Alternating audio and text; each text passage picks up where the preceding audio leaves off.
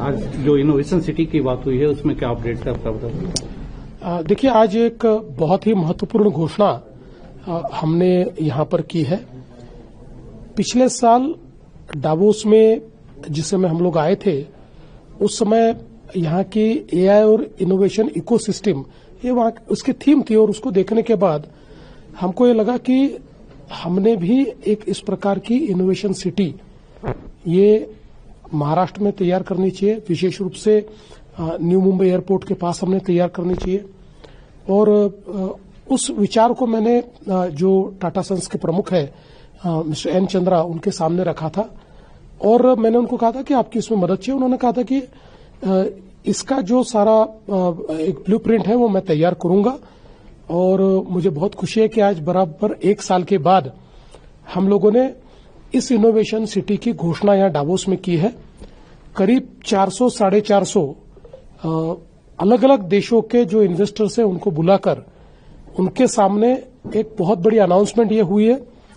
ये innovation city जो है ये दुनिया की इनोवेशन इकोसिस्टम को भारत में लाएगी, मुंबई में लाएगी। हम इसको इस प्रकार से तैयार करना चाहते हैं कि दुनिया में कोई भी अगर इनोवेशन का विचार करे तो उसको प्लग एंड प्ले इस प्रकार की व्यवस्था यहां पर मिले।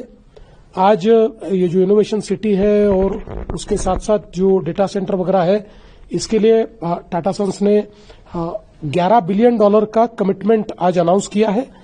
और हमारी इस अनाउंसमेंट के बाद बहुत बड़े पैमाने पर अब जो अंतर्राष्ट्रीय निवेशक है उनमें इस सिटी में आने के लिए बातचीत शुरू हुई है। तो मुझे लगता है कि देश की पहली इनोवेशन सिटी ये मुंबई के पास हम लोग बनाने जा रहे हैं। एनी टाइमलाइन कुछ डिसाइड की? देखिए, हम लोग अभी हमने जगह भी आइडेंटिफाई कर ली है, और इसका एक जिसको हम लोग कंटूर कह सकते हैं उसको हमने ड्रॉ कर लिया है। अभी इसका जो डिटेल प्लानिंग है उसमें अगले 6-8 महीने हमको लगेंगे, और उसके बाद हम लोग इसको शुरू करेंगे। ये तो पूरे दिन का आज क्या डेवलपमेंट रहा था डावोस में? देखिए, आज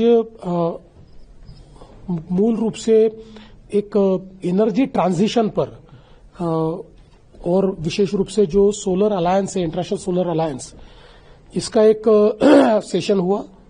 उस सेशन में जिम्बाब्वे के भी मिनिस्टर थे, हमारे केंद्रीय मंत्री भी थे, और काफी चर्चा एनर्जी ट्रांजिशन पर हुई। और इसमें विशेष रूप से महाराष्ट्र की काफी तारीफ हुई।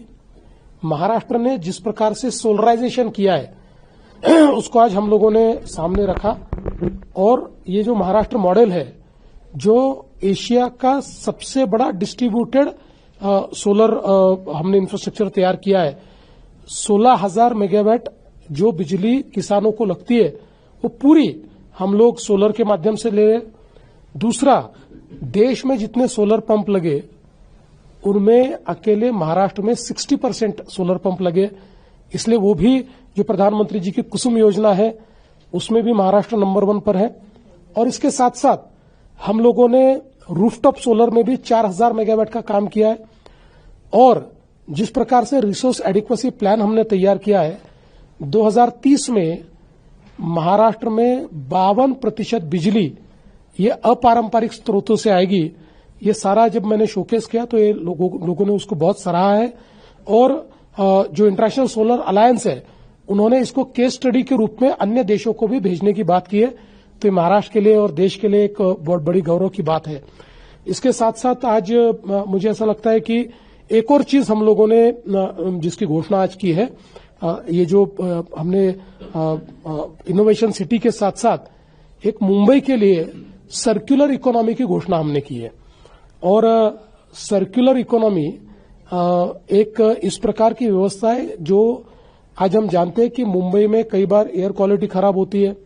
मुंबई में जो वाटर बॉडीज है उसमें वाटर क्वालिटी जिस स्टैंडर्ड की होनी चाहिए उस स्टैंडर्ड की नहीं है। बाकी भी अगर हम ग्रीन हाउस एमिशंस देखेंगे, CO2 एमिशंस देखेंगे, तो ये सारी चीजें मुंबई में करीब 100 दिन कई बार लेवल से परे हो जाती है।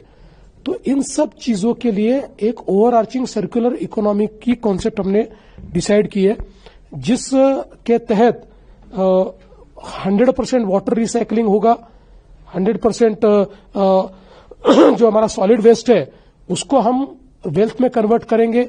इंडस्ट्रियल वेल्थ एफ्लुएंट होगा या इंडस्ट्रियल वेस्ट होगा उसको भी हम कन्वर्ट करेंगे। इलेक्ट्रॉनिक जो वेस्ट है उस वेस्ट को भी हम लोग रिसाइकल करेंगे। प्लास्टिक को भी हम रिसाइकल करेंगे।